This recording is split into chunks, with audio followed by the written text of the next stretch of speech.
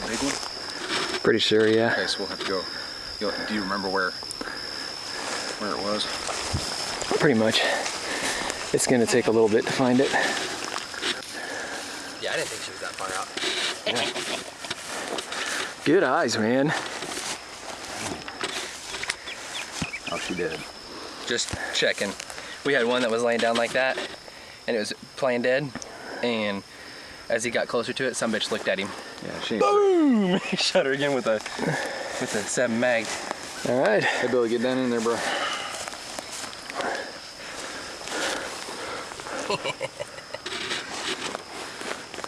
She ain't got no tusks yet. Yeah.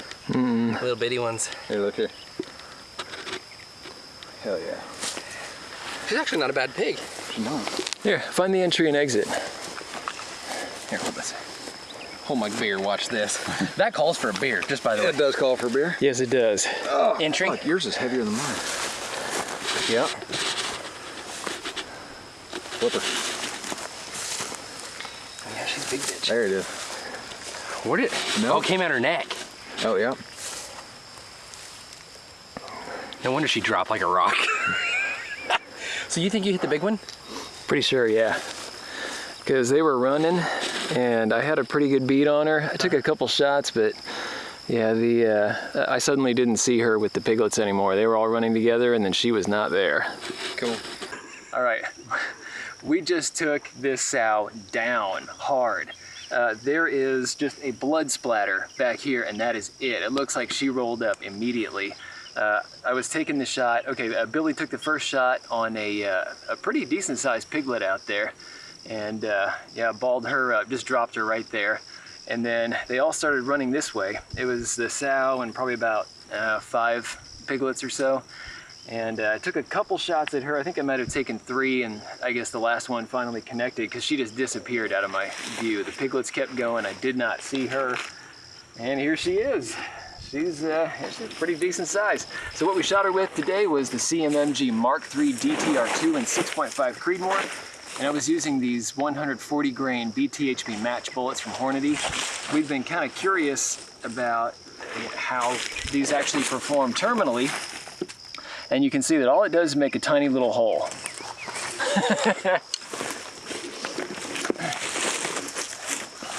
Let's see what this actually did.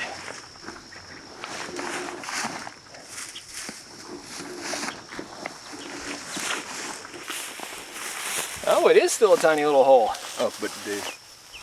Oh. Is that an abscess or is that? No, that's a 2-hit. I hit her twice.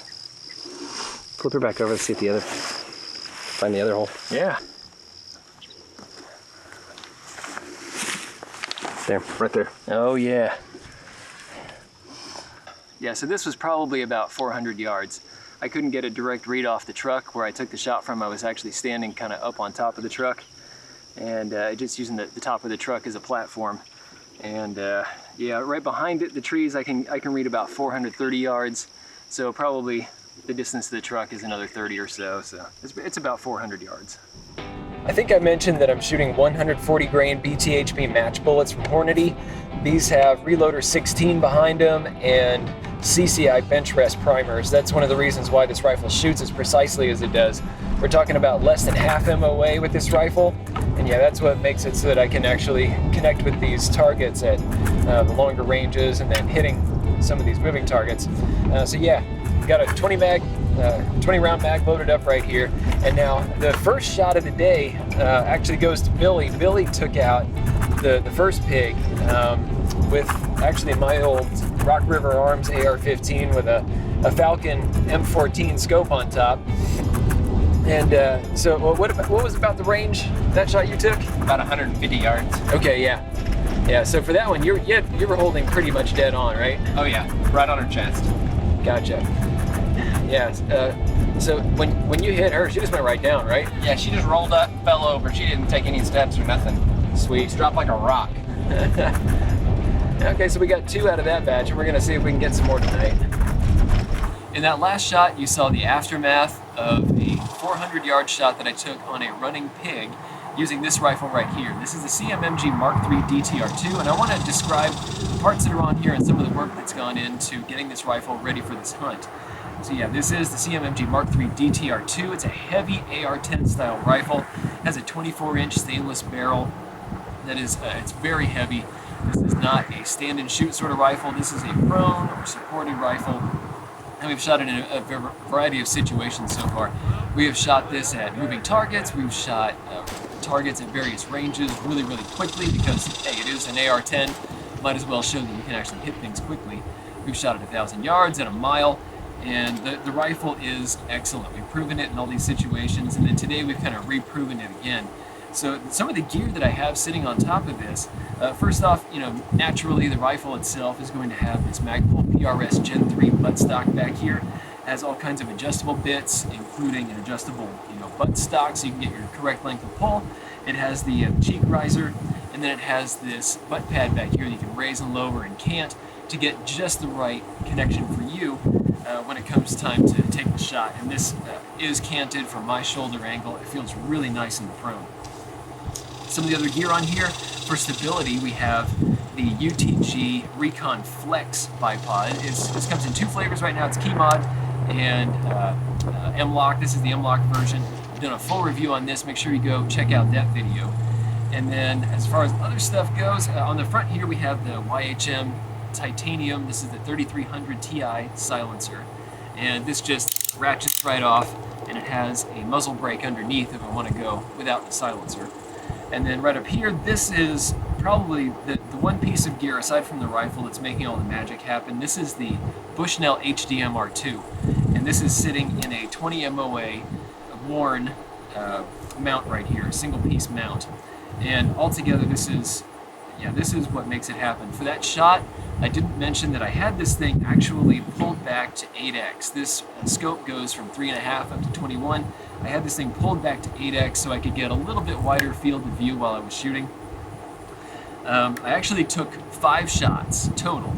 2 of them were at running piglets. I missed those. And then I took 3 shots, 2 of which hit that sow on her way out. And I think both of those hit when she was way down range.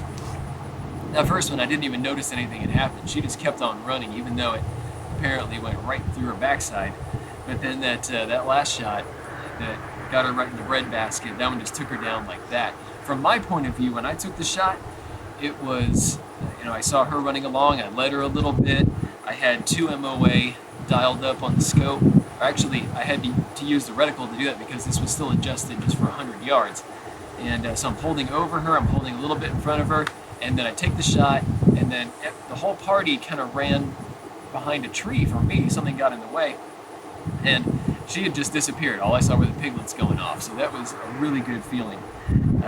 Yeah, the other gear that I have attached to this, got a UTG brass catcher right here. This normally does not work, but I fixed it up with some Kydex, and we're ready to go out again.